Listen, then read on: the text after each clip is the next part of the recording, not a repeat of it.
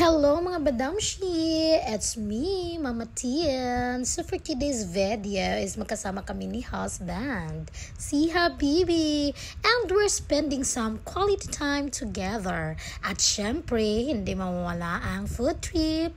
Nakakatuwa kasi today we're exploring the beauty of Bolhoan, making memories and just enjoying every moment with each other. Char! I'm super excited to take you with us mga Madam Chic. Kaya let's go! Ayan, on the way na kami ni Habibi papuntang Buluon Plaza. Woo! Nakikita ko si Habibi na hindi siya masyadong nagsasalita pero I can tell he enjoys this kind of day. Minsan, hindi mo na kailangang magsalita basta magkasama lang kayo, okay na. Aww. Char. Pa lang kami sa Buluon mga madamshi, talagang enjoy na namin ang bawat tanawin na aming nadadaanan. Sobrang ganda ng probinsya mga madam. Sarap sa mata. Yung mga mundok at yung hangin na fresh. Ibang-iba ang feeling compared sa city life. So ayun na nga mga madamshi, nandito na kami sa the beautiful place of Bolhoan. Wow! Sobrang ganda ng lugar na to mga madamshi. Hindi lang siya historical, kundi napaka-relaxing din ng vibe at perfect spot kung gustong mong makapag-unwind at maglakad-lakad habang tinatangkilik ang kagandahan ng kapaligiran. Wow! Charis! Mauni ang lugar mga madamshi para sa tanan, dili lang para sa mag-uyab, hindi lang para sa magjowa or mag-asawa mga madasya, kundi pang pamilya. Habang naglalakad kami ni Habibi at ini-enjoy ang magandang tanawin mga madamshi, napaisip kami kung kasama lang namin ang aming mga chikiting. Tiyak na mag-i-enjoy talaga sila, lalo na si Nana at si Kuya Zain.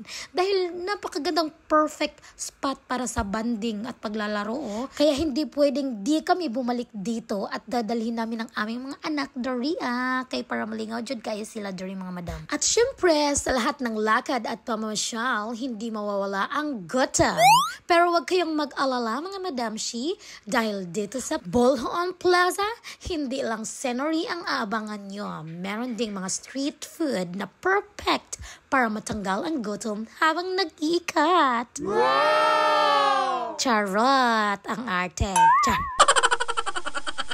Alam niyo mga madamshi, kahit hindi na kami mayaman o laging may mga fancy vacations, ang mga simpleng lugar na tulad nito ay magiging mga special spot sa buhay namin.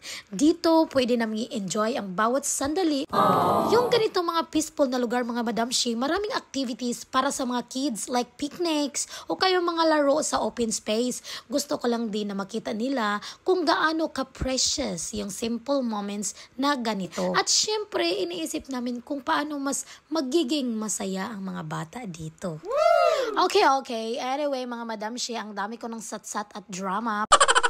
Balik na tayo sa mga real moments.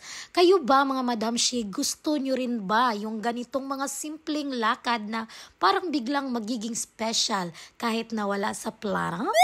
Kasi kami ni Habibi, kahit simpleng lakad lang as long as magkasama, it feels like a mini adventure. Charis!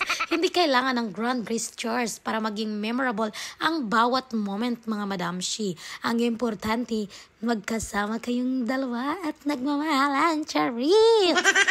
Grabe, ang dami kong satsat at drama mga madamshi. Naanaday mi duri sa barko sa Dalagat.